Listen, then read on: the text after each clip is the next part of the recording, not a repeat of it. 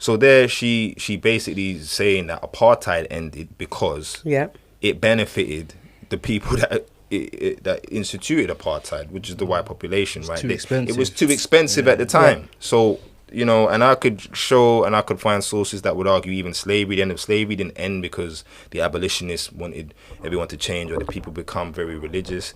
It was financially unstable. There was too many revolts. There was many reasons why they couldn't maintain the transatlantic slave trade, and it didn't make financial sense. So they switched the system around to help.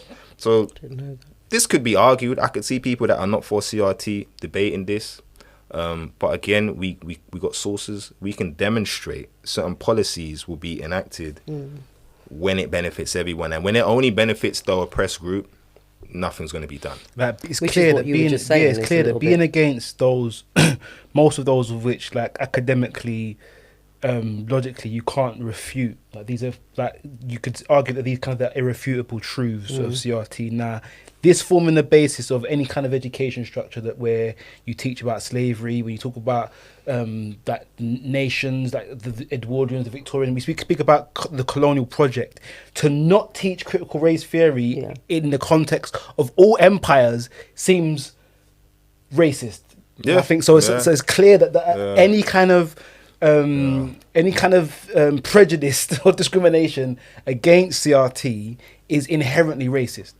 I wouldn't say any kind, but definitely if you try and say mentioning any of these things, because this list, it's not over, there is one more, but this list are the tenets of this theory. These are them. Basically, critical race theory is these things expanded upon.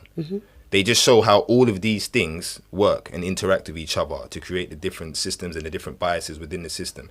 But these are the principles. Isn't this like what you were saying before, though, about having those institutions, those things in place that they all work from? That's what this is. And I think it speaks again to these the are point not of who institutions. Sorry, not institutions. Who writes, the perception of where race comes from. We've been very clear about what racism is. And the power structures are very uncomfortable with the victim defining the problem of racism in a way that puts more responsibility on those institutions than it does on the individual. They'd much prefer you to be racist as an individual. They'd much prefer it to be a general, that's the bottom line. Make it about a colour thing, because anything more than that puts a responsibility and accountability on our institutions to change. And that's long. So in that respect, I can understand any negative way that these theories or the way these theories are practiced or taught in schools or just culturally, to be against it is inherently racist. To be against